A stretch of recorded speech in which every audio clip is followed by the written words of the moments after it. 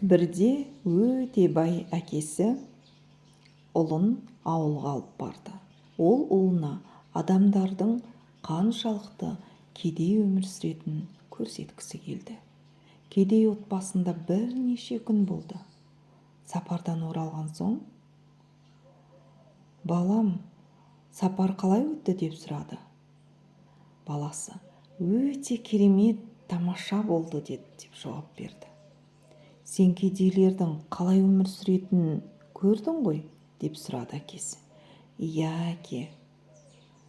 Әкесі, «Маған осы сапардан нені үйренгеніңді айтып бере аласың ба?» деп сұрады әкесі ұлынан.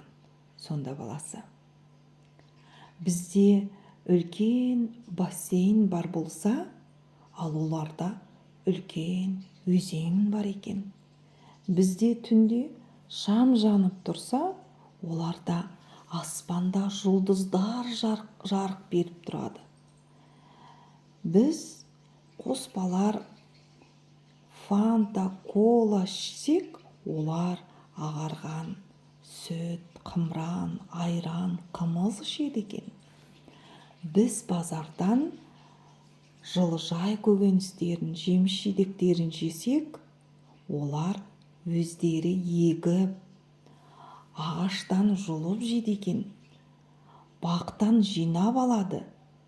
Бізді қорғайтын үлкен қорғанымыз болса, оларды үлкен қауым қорғайды екен». Әкесі үнсіз қалды. Одан соң ұлы, «Қаншалықты кедей тұратынымызды ұғындырғаныңыз үшін үлкен алғыс білдіремін, әке» деп жауап берді.